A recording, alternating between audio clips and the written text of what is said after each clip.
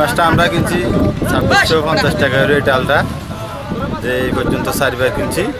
1000 মন, 1500 মন, 2000 মন এই সিস্টেমে কিস্তিও বা 2-3000 মন কিনুম, যে আমরা ময়মনসিংহ পৌঁছাই। তো মাছের রেট আলহামদুলিল্লাহ এবছর ভালো আছে, খুব বাজারও মোটামুটি ভালো আছে। আমরা বর্ষায় ইলিশ মাছ ধরি, এখন হুদিন এসে সেও মাছ ধরি। সেও মাছে আপনার ইনশাল্লাহ আমরা সেও মাছে এবছর ইনশাল্লাহ ভালো আছি। এক নৌকার মধ্যে আপনার কিনা 35-40 জন মানুষ আছে ইনশাল্লাহ। এই বছর 800 বছর তো এই বছর সেও মাছ আপনার কিনা ইনশাল্লাহ ভালো আছি। মনে করেন এক মাঝের মনে করেন 500-600 মন করিব।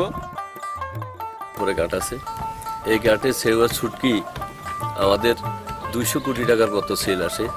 পিছনে 2টা টাল আছে, 2টা ইয়ে আছে, সেখানের মধ্যে এখানেও আছে প্রায় 6 থেকে 7 লক্ষ টাকার ছুটকি এখানে এক জোতে। এইভাবে একটা জেলে নদীতে যখন ইলিশ মাছের মধ্যে তারা তেমন একটা সুবিধা করতে পারে না, সেওয়া ছুটকির কারণে ওরা যথেষ্ট বেনিফিটেড।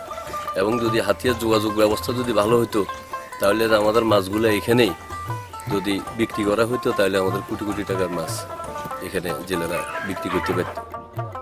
কেউ উপজেলায় ব্যাপক পরিমাণে কেউ মাছ পাওয়া যায়। তার মধ্যে উল্লেখযোগ্য হলো জাহাজমাডা, নিজুম দ্বীপ এবং গুলিশ্বরী ইউনিয়ন। এই কেওয়া মাছ ধরার সাথে প্রায় 10 থেকে 15,000 জেলে জড়িত আছে। বলা যায় তাদের জীবন জীবিকা এর সাথে সম্পৃক্ত। তো এই কেওয়া মাছগুলি তারা স্থানীয়ভাবে বিক্রি করতে গিয়ে দেখা গেল যে তারা 3 থেকে 4 কেজি 100 টাকায় বিক্রি করে। তার মানে মূল্য খুবই কম। সঙ্গত কারণে তারা এই মাছটা শুটকি করার দিকে ঝুঁকে পড়ে গেছে এবং এই শুটকিটাও তারা সঠিকভাবে মূল্য পায়। মধ্যস্থভোগী এই শুটকিটা কিনে নিয়ে যায় এবং হাতিয়ার বাইরে সেই ময়মনসিংহ বা বিভিন্ন জেলায় নিয়ে এগুলো বিক্রি করে। তো এখন এই যে কেও মাছ বিক্রি করে এই হাজারো জেলের ভাগ্যের পরিবর্তন ঘটতেছে এবং এই শুটকি বিক্রি করে আমরা মনে করি এখানে যদি স্থানীয়ভাবে একটি শুটকি প্রক্রিয়াজাতকরণ একটি কারখানা তৈরি করা যেতে পারে। ওই কারখানায় যদি সরাসরি যারা ধরে তারা যদি এই কারখানায় বিক্রি করতে পারে তাইলে তারা আরও বেশিভাবে লাভবান হবে এবং তাদের জীবনযাত্রার মান আরও উন্নত হবে বলে আমি মনে করি।